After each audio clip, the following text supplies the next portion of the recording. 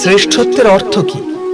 শ্রেষ্ঠ হওয়ার অর্থ হলো অন্যদের চেয়ে অধিক জ্ঞান অর্জন করা। অর্থাৎ গুরুত্ব এই বিষয় নয় যে কত জ্ঞান স্বয়ং অর্জন করলো কেউ, গুরুত্ব এই বিষয়ে যে লাভ করা জ্ঞান অন্য ব্যক্তিদের চেয়ে অধিক কিনা।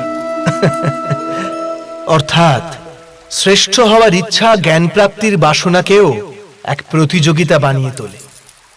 আর প্রতিযোগিতায় বিজয় শেষ বিজয় হয় না।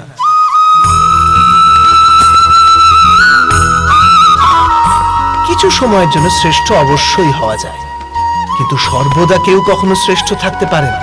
তারপর আবার অসন্তোষ, পীড়া আর সংঘর্ষের সৃষ্টি হয়।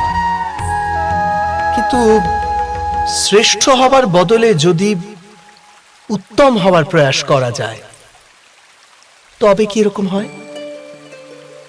উত্তমের অর্থ হলো যা যা প্রাপ্ত করা যায় সেই সমস্ত অর্জন করা, কারোর চেয়ে অধিক লাভ করার ইচ্ছা থেকে নয়, শুধুমাত্র আত্মার তৃপ্তির জন্য কিছু অর্জন করা।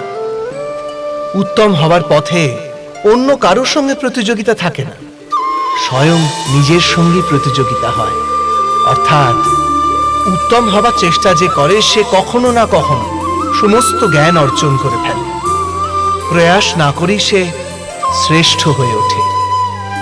কিন্তু যে শ্রেষ্ঠ হবার প্রয়াস করে সে শ্রেষ্ঠ হোক বা না হোক, উত্তম কখনোই হতে পারে না।